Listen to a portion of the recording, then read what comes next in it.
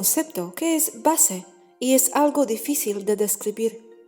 Como desde un lugar, el éter, se puede llegar a todos los lugares del mundo físico, incluyendo todos los puntos en el tiempo de estos lugares en el mundo físico.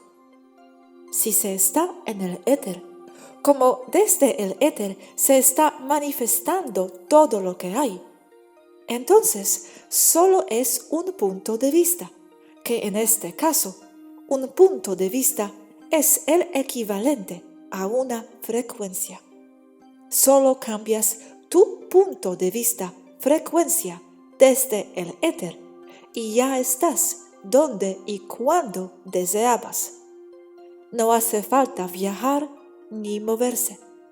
Solo cambiar la frecuencia que tienes con los motores de la nave para ser compatible con ver o estar en otra frecuencia, que a su vez es un lugar con un punto específico en el tiempo.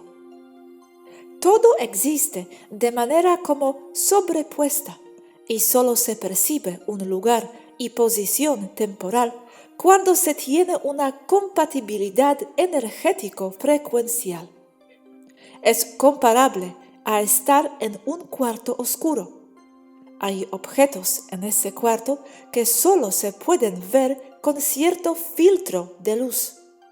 Entonces, enciendes tu linterna con una luz azul. Solo podrás ver las cosas que no sean del color azul, porque las que lo son desaparecerán de tu vista. Pero si cambias de frecuencia de luz y le pones un filtro de color rojo a tu linterna, entonces podrás ver las cosas que antes eran invisibles a tus ojos, porque son de color azul. Y al mismo tiempo ya no podrás ver las cosas que son de color rojo, que antes sí eran visibles para ti cuando tenías el filtro azul. Cuando un lugar tiene una frecuencia, al igualar dicha frecuencia, se convierte en la misma frecuencia indistinguible de ella. Cuando transmites una frecuencia de lo que sea a, digamos, 102 MHz y con otra cosa llegas y transmites 102 MHz, solo se vuelve más de lo mismo, indistinguible uno de otro. La frecuencia del toroide de una nave solo es como el filtro azul o rojo de nuestra linterna. Solo a través del filtro de frecuencias, que es el toroide, podemos ver o experimentar un lugar en el espacio-tiempo.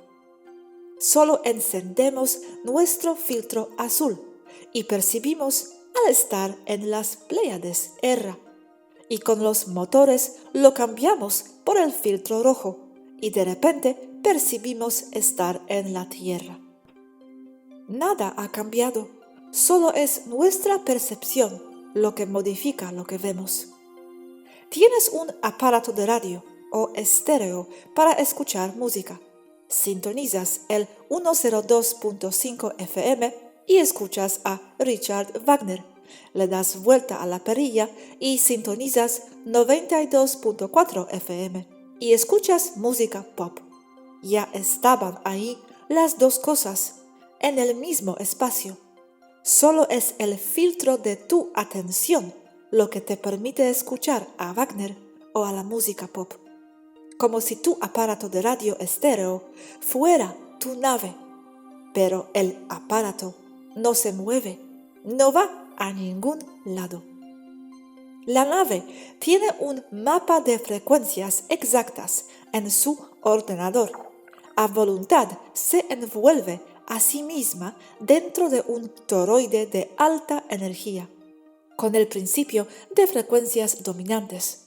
La frecuencia exacta energética del toroide, controlado por el ordenador, se impone sobre la misma nave y todo lo que está dentro de ella, cambiando su frecuencia exacta, volviéndola compatible con el lugar de destino, a costa de dejar de serlo con el lugar de origen. El tiempo solo es una variante energético-frecuencial de un lugar. En sí mismo, de forma aislada, el tiempo está detenido y solo con la presencia de una conciencia a partir de dicho instante, que es una frecuencia en sí, es que se comienza a animar la escena con una secuencia de eventos. Entonces, todos los instantes a nanosegundo que jamás han existido dentro del universo continúan existiendo como frecuencias dentro de un campo que es infinito y lo incluye todo. Ese campo es el éter.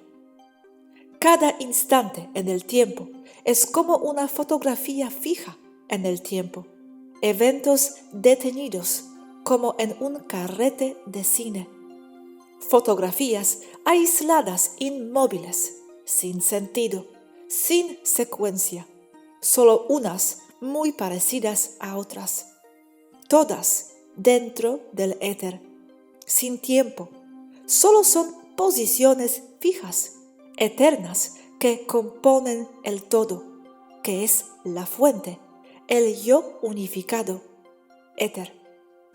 Como carrete de cine, no está animado. Se necesita que alguien con percepción venga y anime las imágenes sueltas, les dé sentido, secuencia y velocidad.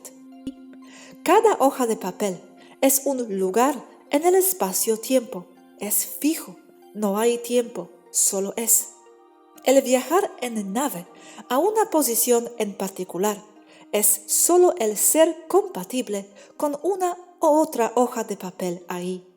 Y a partir de tu llegada a esa hoja en particular, es desde donde empezarás a percibir la animación. Esto significa que no es problema alguno para una nave el viajar del punto A al punto B, ni lo es problema alguno el viajar de una fecha a otra fecha, por igual en el espacio y en el tiempo. A esto se le llama vuelo supraluminar.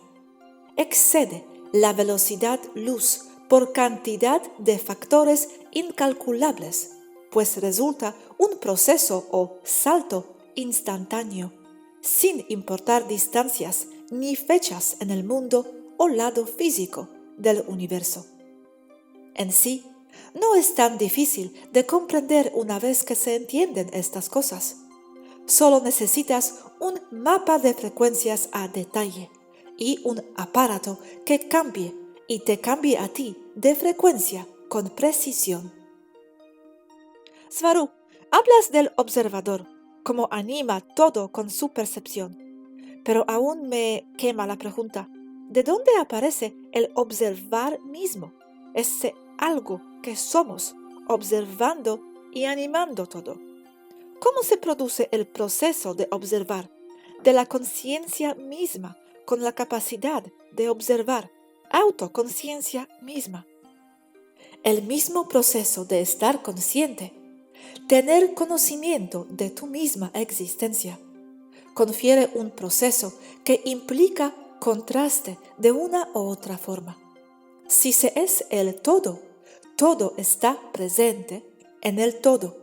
Por lo tanto, incluiría todos los puntos existentes en el tiempo y en el espacio. Por lo tanto, no habría ninguna animación temporal ni ninguna percepción de transcurso del tiempo, porque todo está contenido en la fuente del todo, que en este caso le llamo éter. En el momento que se tiene una percepción de separación del todo, como fragmento holográfico del todo, se tiene una percepción entre lo que se es y lo que no se es. Esta es la base de la percepción de la animación del tiempo a partir del punto de vista de un punto observador conciencia en particular. La percepción de aparente separación del todo. el estar consciente de que se es y de lo que no es parte de uno mismo, como base de tiempo mismo. Y como ya he descrito antes, la velocidad del tiempo dependerá de la cantidad de datos que una conciencia pueda procesar en su entendimiento, siendo que entre más datos, más rápido se percibe el tiempo.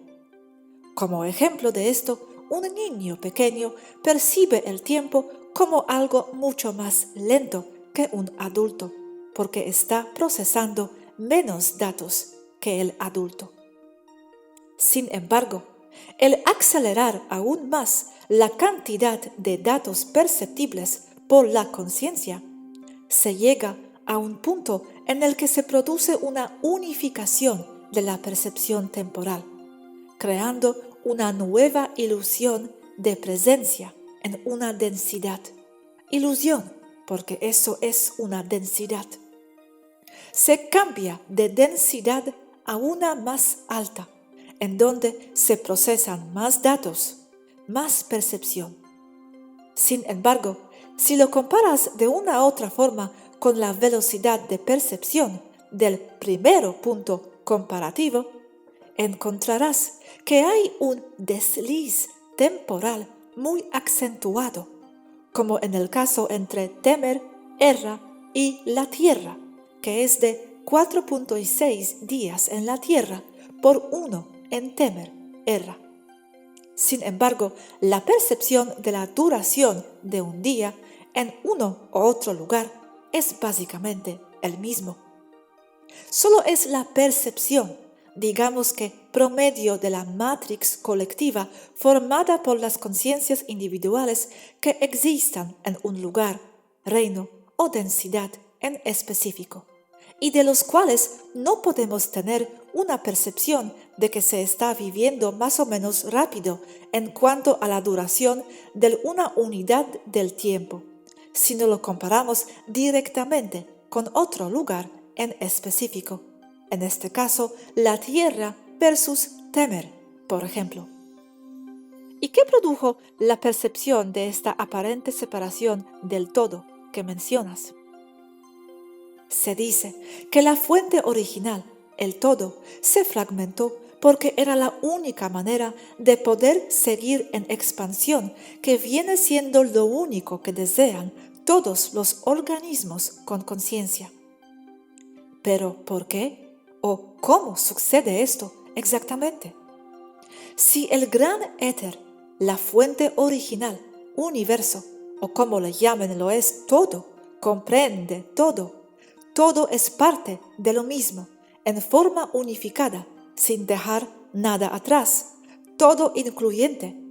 Entonces, también incluiría obligatoriamente el concepto de tener puntos aparentemente aislados que son fragmentos del todo. De esta forma, se podría explicar que simplemente por su naturaleza de contenerlo todo, pero absolutamente todo, el éter debe incluir las conciencias y sus percepciones de estar limitados, de ser o no ser algo más. La aparición de la dualidad, de yo soy versus no soy. Por lo tanto, el proceso de fragmentación solo es parte obligatoria del éter mismo. Gracias, entiendo. Pregunta Robert. Una pregunta. Entonces, lógicamente, si queremos visitar la Tierra en 5D, serán unas coordenadas totalmente distintas a la Tierra 3D, ¿correcto? Así es, correcto. Entonces, la Tierra 5D ya existe y siempre ha existido. El que no se perciba es por la percepción de las conciencias que la habitan. Entonces, depende de las personas el que suban o no su frecuencia de percepción. Y ni yo ni nadie desde fuera puede hacerlo por ellos. Y una vez más, aunque las masas me critiquen, es trabajo de los humanos y solo de ellos el trabajar en sí mismos y colectivamente para poder percibir una Tierra 5D ya existente. Ya he descrito cómo y por qué, al modificar la frecuencia de la nave con su toroide, se salta de un lugar a otro. Una nave solo tiene que igualar sus frecuencias con las del destino y ya es el destino, porque una frecuencia que es equivalente a otra solo es más de la misma frecuencia y no difiere. Ley energética.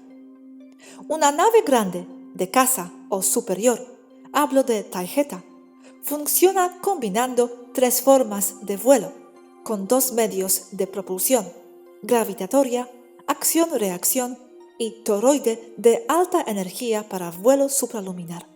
Se usa según sea necesario, según la maniobra. Por ejemplo, cuando una nave de casa o superior entra a atmósfera, por ejemplo al aproximarse a Puerto, en Temer, funcionará casi exclusivamente con motores gravitatorios, pues resultan ser los menos invasivos para la población abajo, especialmente hablando del descenso a superficie y maniobras de aterrizaje de una nave grande como esta, de 2.000 metros de largo, 7 portaaviones nariz a cola y 20 millones de toneladas de acero y titanio. Sobra decir que la maniobra resulta delicada. Recuerdo bien de niña estar viendo cómo bajaba de las nubes una gran nave similar a esta. Quitaba las nubes, las desplazaba al bajar a puerto lentamente. Otras naves menores la escoltaban a los lados, viendo que todo saliera bien. Y al descender pude ver el área de los motores en la cola, un gran agujero en el lado con un gran pedazo faltante. Salía algún gas del enorme agujero, como si un tiburón cósmico le hubiese arrancado un pedazo al área de motores. La nave bajaba a reparaciones. Aún así, con todo y el daño, bajaba con su propio poder, gracias a tener múltiples sistemas de propulsión. Típicamente una nave despegará de la superficie usando los motores gravitatorios.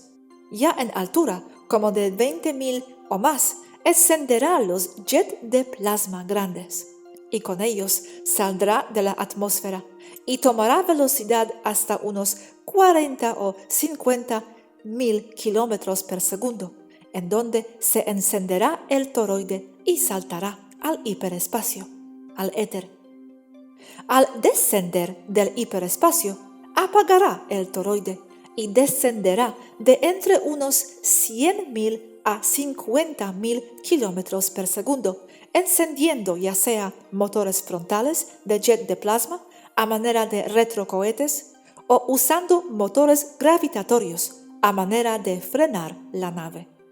En sí, algunas naves no necesitan eso, como las Suzy, que pueden saltar al hiperespacio aún detenidas y regresar del hiperespacio ya completamente detenidas.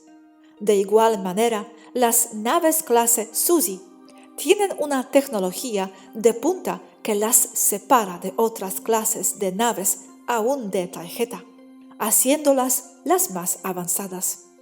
Se considera tecnología secreta o top secret, como se dice en la Tierra, aunque el que exista no es secreto, solo lo es el cómo se logra, el poder saltar detenidas al hiperespacio y desde ahí operar sin moverse a ninguna parte, aún detectando su entorno original. Al estar en hiperespacio estático, resultan invulnerables mientras estén en ese modo de vuelo.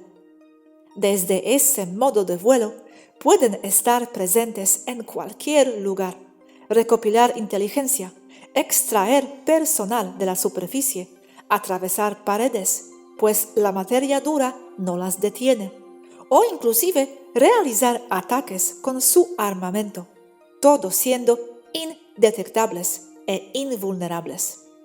Esta tecnología se considera como deterrent o de persuasión, en donde la sola presencia de una Suzy ya cambia el escenario a favor de tarjeta.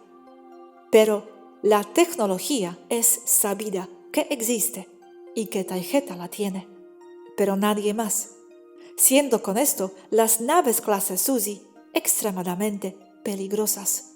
Otras razas no la han podido replicar hasta ahora.